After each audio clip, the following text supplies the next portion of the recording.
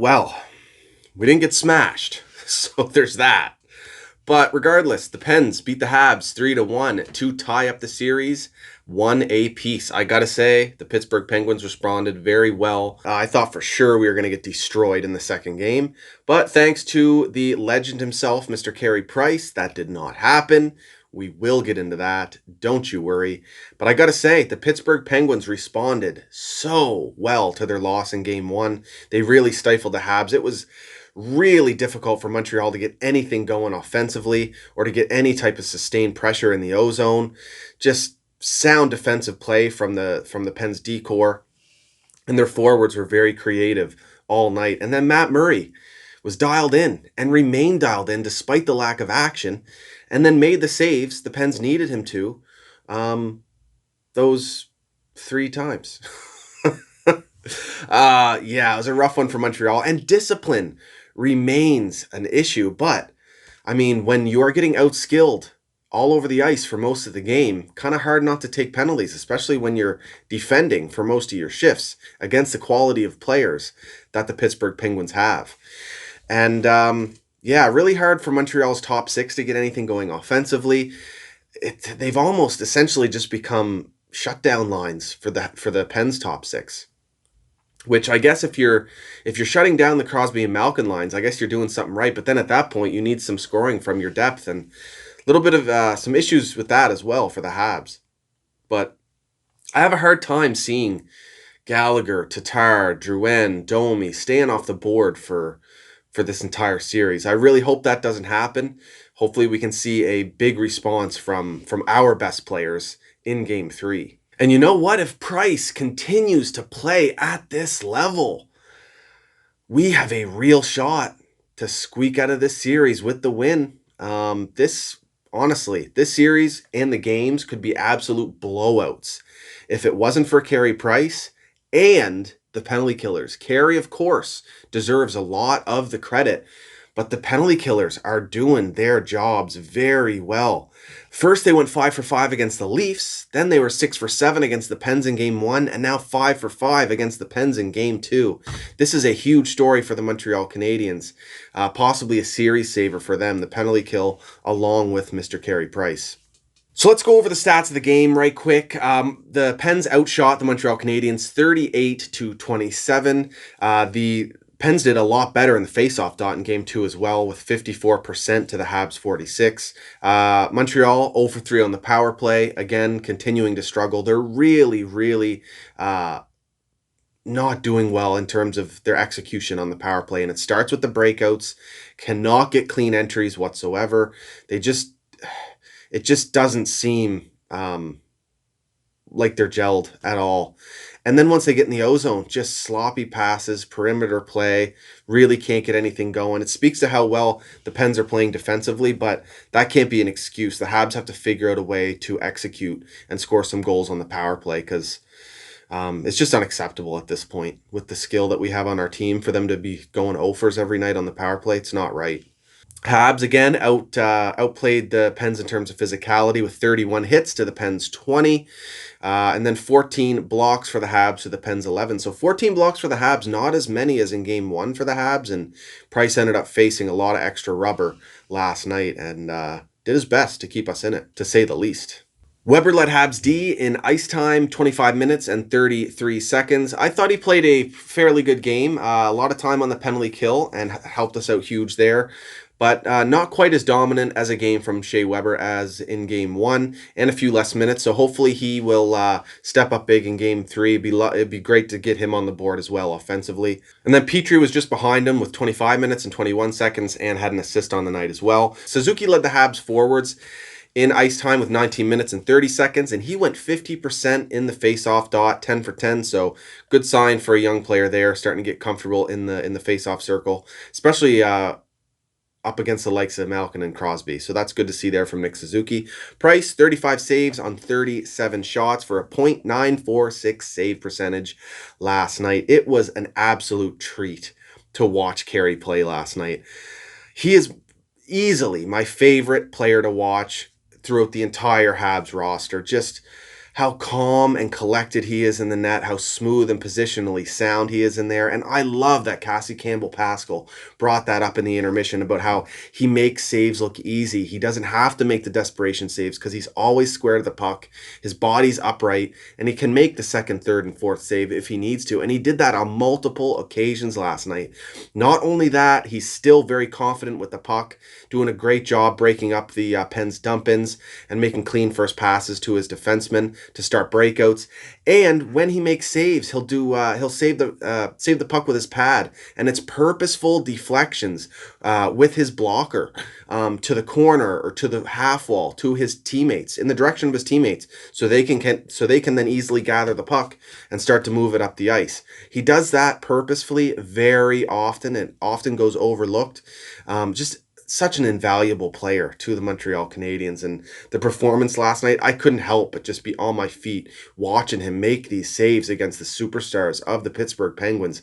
It was something else. And we may have taken the loss, but I'm pretty thankful I was able to witness that performance from Carey Price, and I cannot wait to see the next one.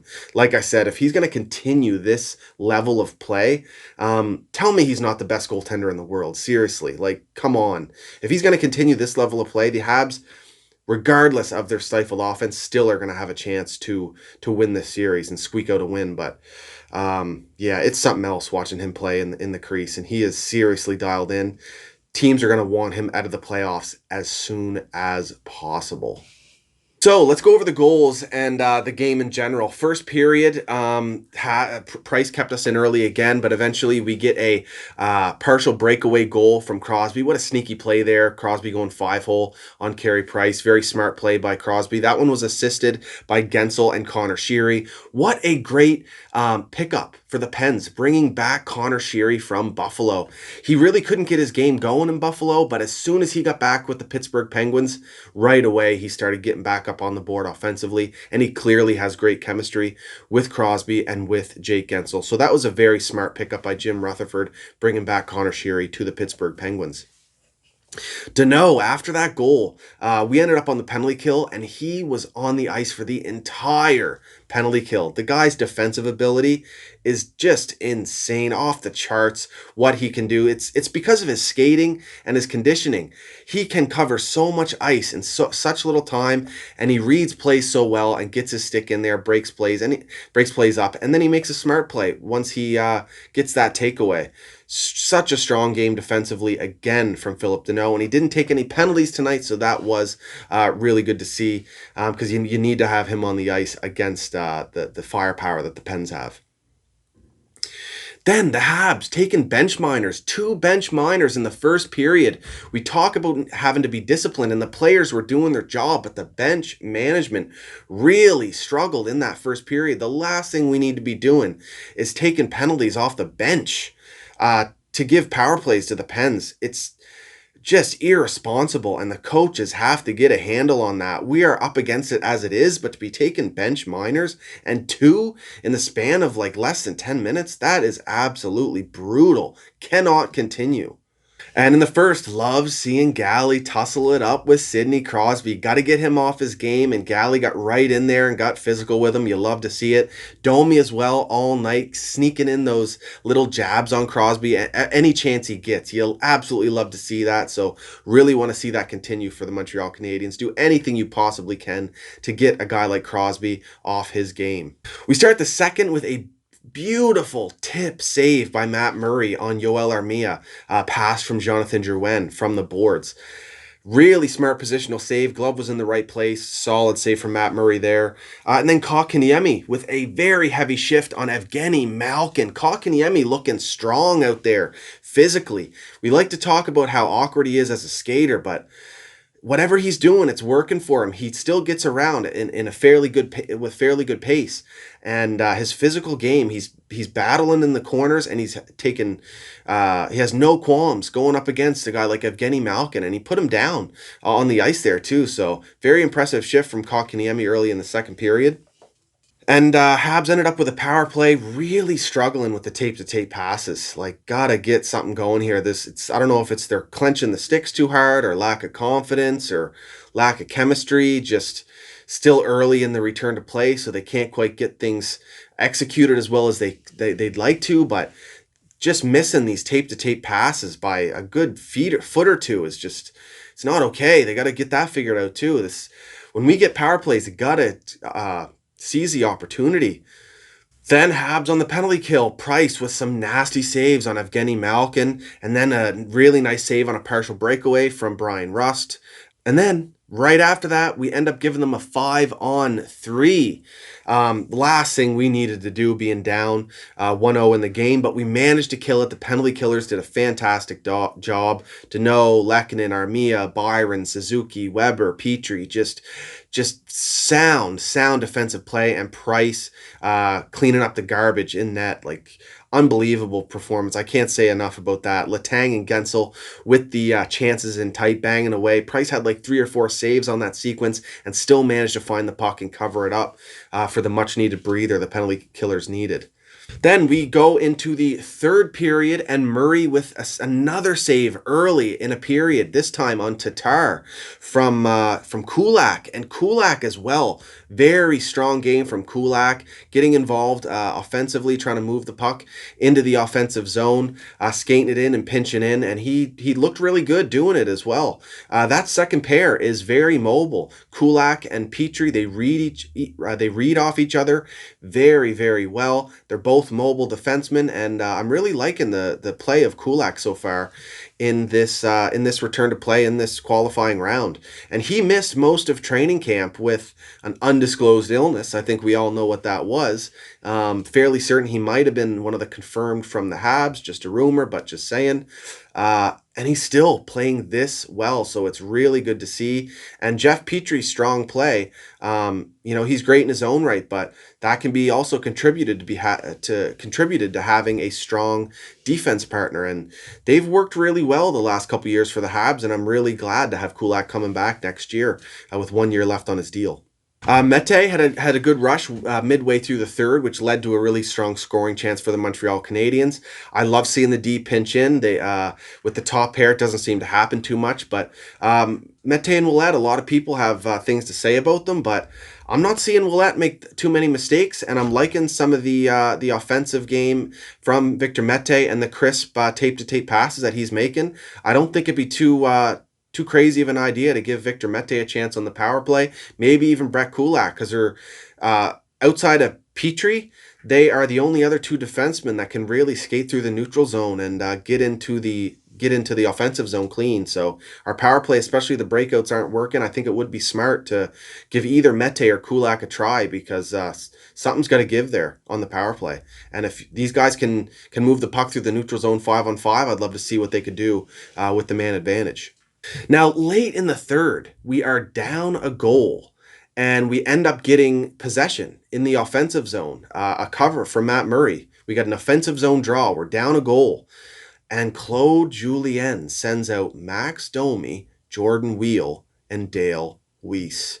Yes, Max Domi should be out there, but you're down a goal, and you're still going to give him his wingers of Weal and Weiss.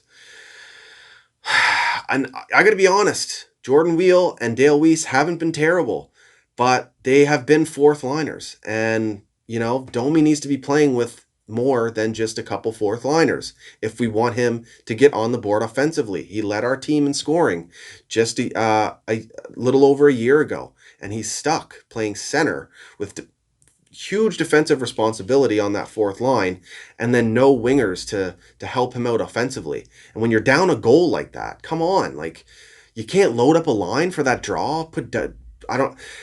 To be fair, I don't know off the top of my head who was out just before that cover. Maybe some of these guys were gassed, but how could you not load up a line? Danault to win the faceoff, throw Domi on the left wing, put Suzuki on the right, put Drouin out there, mate. I don't know, but come on, Matt. The fourth line, when you got an offensive zone draw, and you're down a goal late in the third, come on. And then it wasn't too far after that when nothing came out of it. It literally lost the faceoff. Puck goes up the other way.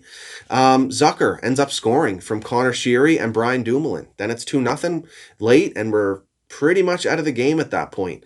We are lucky that Kotkaniemi scores his second goal in the playoffs in 2 games.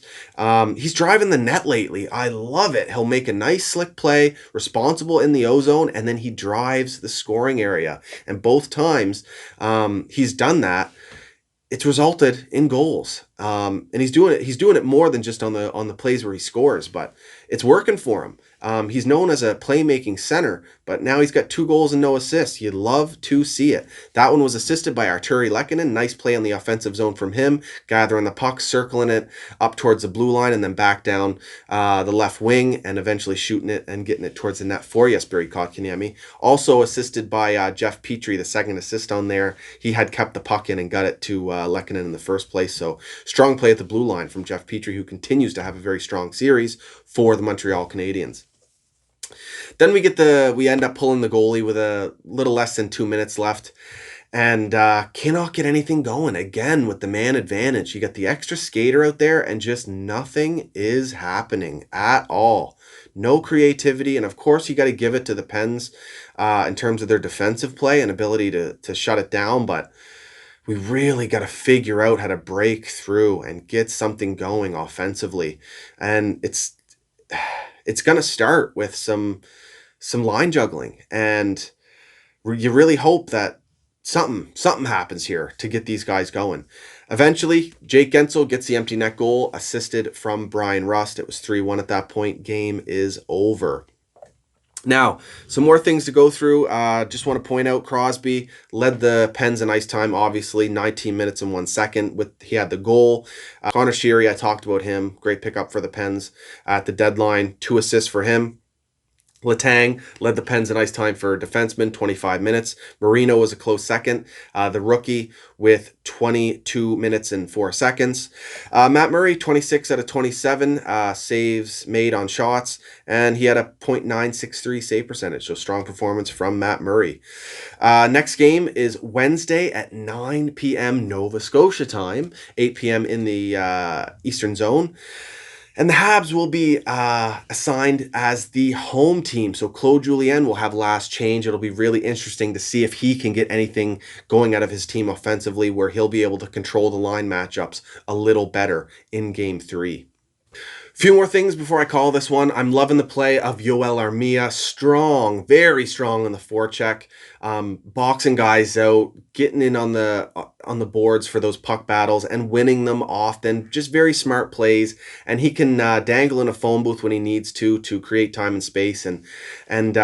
And when the Pens are trying to carry it up the ice, he gives guys no time and space whatsoever. He's constantly on the puck carrier. And for a big guy, he moves quite fast and can close that space very well. Loving the play of Yoel Armia. Be really good to see him on the board. He's had a few different chances, and Murray has robbed him completely. So would love to see him get on the board with a nice snipe, because he's real good in tight with the puck in the slot. So only a matter of time before I think Armia gets up on the board for us. Byron's defensive play cannot go unnoticed. 5-on-5 and on the penalty kill. He utilizes his speed perfectly to keep the opposing players from getting past him. His stops and starts, he's just so quick and agile, and it's really hard for guys to get past him. Reads plays very well, and he's good with his stick, taking that puck away from the opposing players and getting it up the other end of the ice. Would love to see him steal one at the blue line for a breakaway and score a big goal for us. It's just fantastic to see him back on the ice after being injured most of the season.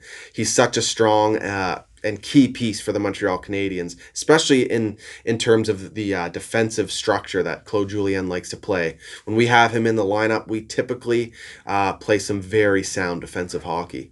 Now, Jonathan Drouin, he's got a lot of haters on his case lately. And I don't think he's been that bad in this series, especially in terms of his defensive play and his work ethic and his physical play.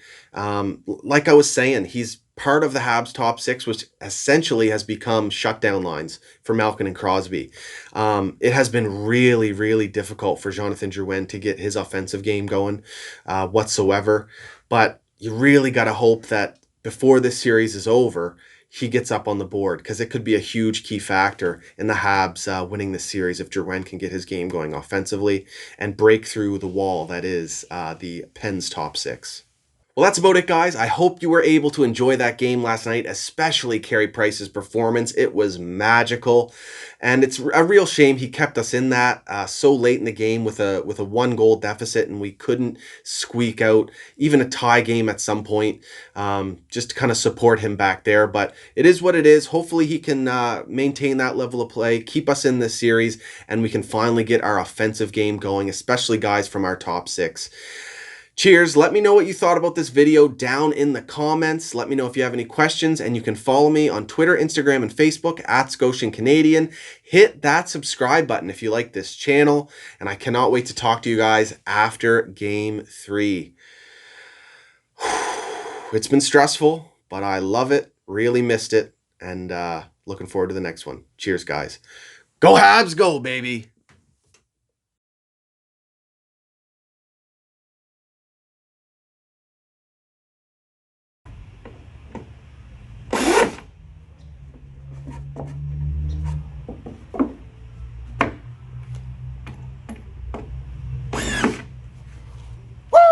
Go Habs, go, baby!